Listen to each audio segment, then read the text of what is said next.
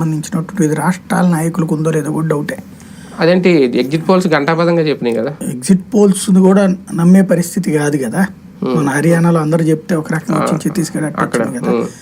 ఎందుకంటే neck to neck situation main trouble ఎక్కడొచ్చిందంటే మొన్ననే జరిగినటువంటి పార్లమెంట్ ఎన్నికల్లో వాళ్ళకి ఎక్కువ సీట్లు రావడం.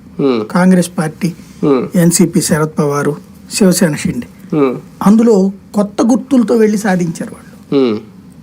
ఇంకా అయిపోయింది పని అనుకున్నారు. అదే వీళ్ళకి ధైర్యం కూడా. తీరా చూస్తే ఈ రిజల్ట్ అయితే అనూహ్యం. మామూలుగా అత్యవసర దగ్గర 150 160 అనుకున్నారు కానీ 220 దాకా అన్నటువంటిది ఊహించండి కూటమికి. అది అనూహ్యం. ఈవెన్ మీరు ఆ ఎగ్జిట్ పోల్ సర్వేలో కూడా అంత లేదు. ఒక్క యాక్సిస్ మై ఇండియా వాడు ఒక్కడే కరెక్ట్ గా చెప్పాడు ఆ రేంజ్ లో వస్తుంది. మిగతా వాళ్ళందరూ తేడా వచ్చింది. పాయింట్ అలా ఏంటంటే నరేంద్ర మోడీ తక్కువగా ప్రచారం చేశాడు మహారాష్ట్రలో. మామూలుగా ఇదివరకు మొత్తం తన పేదనే నడిపేవాడు. ఒక వ్యూహాత్మకమైనటువంటి కథ నడిపారు. మోడీని క్రమంగా తగ్గిస్తున్నారు ప్రచారాలకి. అంటే అతను వెళ్ళినప్పుడు పూర్తిగా పార్టీ యంత్రాంగం మొత్తం అతని మీద కాన్సన్ట్రేషన్, అతని ప్రోగ్రామ్ మీద కాన్సన్ట్రేషన్